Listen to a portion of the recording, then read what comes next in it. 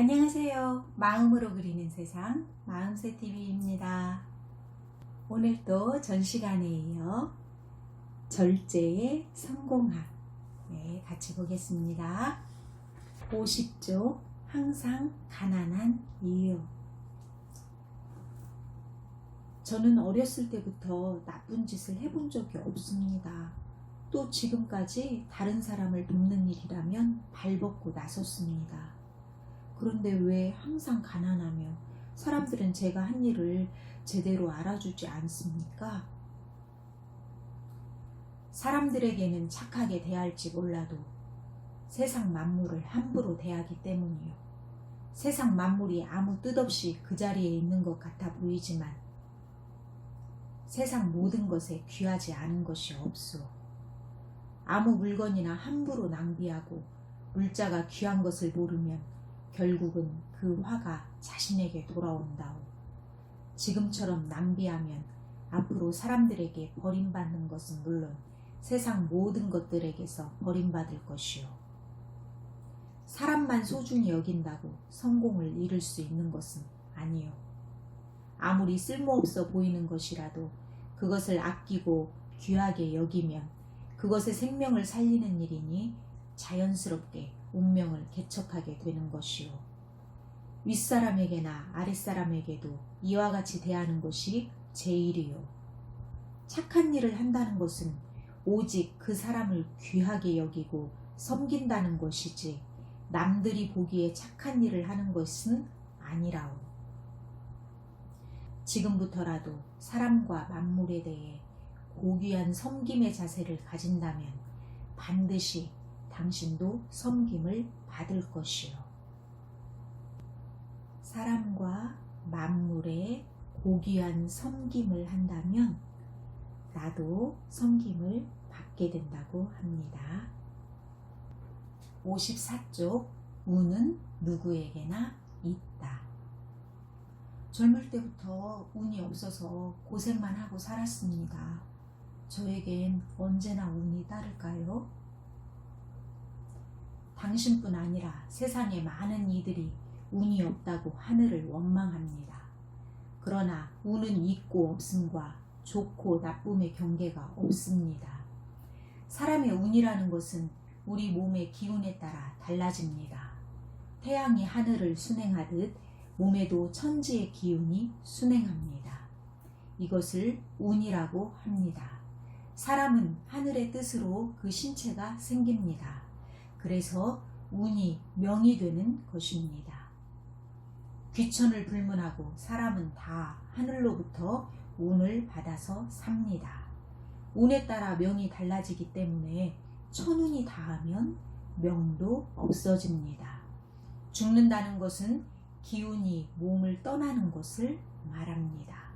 그러므로 사람이 살아있는 동안에는 항상 운은 내 몸 안에 있는 것입니다. 운은 항상 몸에 깃들어 자연의 이치와 함께 돌아가므로 마음가짐과 몸가짐이 바르면 좋은 운이 되고 그렇지 않으면 나쁘게 됩니다. 먼저 마음가짐과 몸가짐을 제대로 하면 절대로 운이 나빠 고생하는 일은 없을 것입니다. 네, 운은 누구에게나 다 있다고 합니다. 내가 살아있는 동안에 운은 내 안에 깃들어 있습니다. 마음가짐과 몸가짐을 바르게 해서 좋은 운을 다 가지시기 바랍니다. 68쪽 나는 성공할 수 있을까? 어떤 사람들이 성공합니까? 스스로 그것을 알 수 있는 방법이 있습니까? 자신이 성공할 것인가를 알고 싶다면 먼저 식사를 절제하고 이를 매일 엄격히 실행해 보면 됩니다. 만약 이것이 쉽다면 반드시 성공할 것이고 그렇지 않다면 평생 성공할 수 없다고 판단하면 됩니다. 식사를 절제할 수 있는 사람은 모든 것을 절제할 수 있습니다. 식사를 절제하는 것은 마음에 안정을 주고 몸을 보살피는 근본입니다. 그렇기 때문에 스스로 흔들리지 않습니다. 출세가 준비되지 않은 사람은 식사를 절제하려 해도 쉽지 않습니다. 안타까운 것은 이런 사람이 세상엔 너무 많다는 것입니다. 그래서 성공하는 사람이 적은 것입니다. 식사를 절제할 수 있는 사람이 모든 것을 절제할 수 있다. 식사를 절제하고 이를 매일 엄격히 실행하는 사람은 성공한다. 당신은 식사를 절제하고 있습니까? 여러분들도 식사 절제를 통해 성공의 가능성을 열어가시기 바랄게요. 69쪽 불규칙한 식사는 운명을 바꾼다. 음식을 적게 먹으면 아무 때나 먹어도 상관없습니까? 음식을 적게 먹더라도 일정한 시간에 먹어야 합니다. 식사 시간이 불규칙한 사람은 관상이 좋아도 운명이 흉한 길로 들어섭니다. 이런 사람은 일이 잘 되다가도 벼랑간에 안 좋게 되고 희망이 보이다가도 천길 낭떠러지로 떨어집니다. 평생 걱정이 떠날 날이 없으며 계획한 것도 제대로 되지 않습니다. 일이 완벽하게 성사되는 것처럼 보여도 나중에 하자가 생깁니다. 원래 박복하게 태어난 사람이 불규칙하게 식사하면 스스로 몸을 해치기도 합니다. 분수보다 많이 먹으면서 식사 시간까지 불규칙한 사람은 논할 가치조차 없습니다. 혹시 이 대목에서 뜨끔하신 분 있나요? 음식을 먹되 규칙적으로 절제해서 먹는 것, 이것이 운명을 바꿉니다. 147쪽 음식이 운명을 좌우한다. 절제 중 으뜸은 무엇입니까? 기륭의 근본이 식사에 있음을 알게 되었습니다. 음식의 중요성을 깨달은 이후에 식사의 절제 여부를 알아보고 그에 따라 평생의 기륭을 판단하니 만에 하나도 실수하는 일이 없었습니다.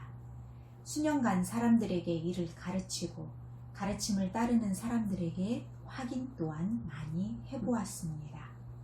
1년 뒤에 틀림없이 큰 화를 입어야 될 사람도 식사를 절제하면 반드시 화를 모면했으며 오히려 뜻하지 않은 좋은 일까지 생겼습니다.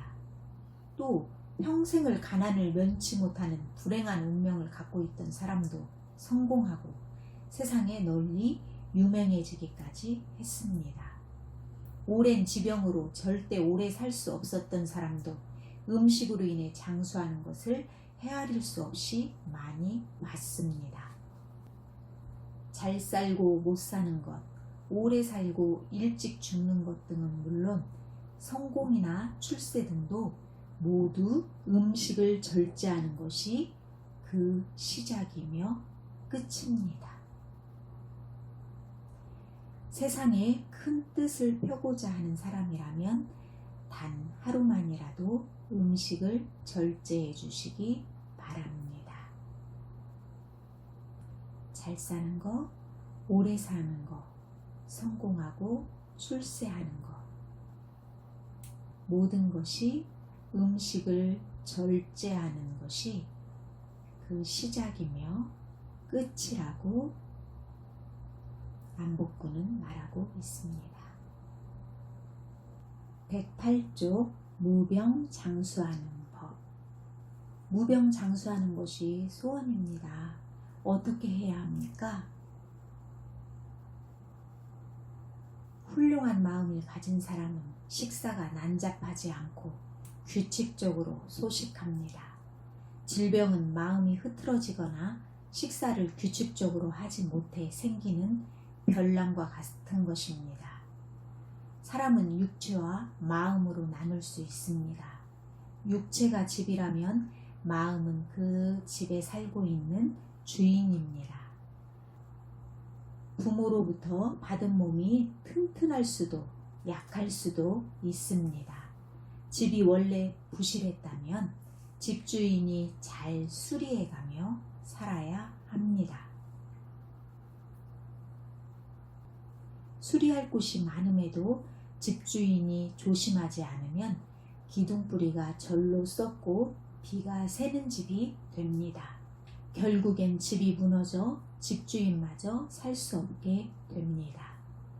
주인인 마음이 집인 육체를 보살피지 않으면 사람은 죽습니다.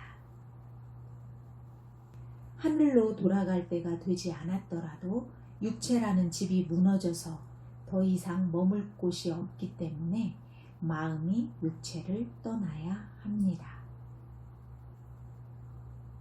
마음을 잘 다스리고 절제하여 육체라는 집을 손상시키지 않으면 설사 돌아갈 때가 됐더라도 집이 온전하여 더 오래 살 수 있습니다. 이런 이치를 듣고도 폭식을 하면 마치 자기 집을 망치로 부수고 일부러 초석을 빼내는 미친 사람이라고밖에 볼 수 없습니다.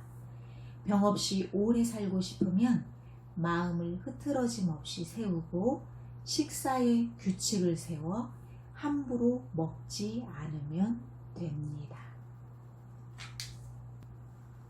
이 방법을 아는 사람은 음식뿐 아니라 만물을 낭비하지 않습니다. 이런 사람들의 삶은 하늘과 조화를 이루기 때문에 장수와 복이 저절로 따라옵니다. 1년을 조심하면 1년을 더 살 수 있고 10년을 조심하면 10년의 수명을 연장할 수 있습니다. 무병장수하고 싶다면 마음을 흐트러짐 없이 세우고 식사를 규칙적으로 하라고 남복훈은 말하고 있습니다. 140조 세상 모든 것에 신이 깃들어 있다. 스승님, 천지가 개벽할 때 가장 먼저 생기는 것이 신이라고 들었습니다.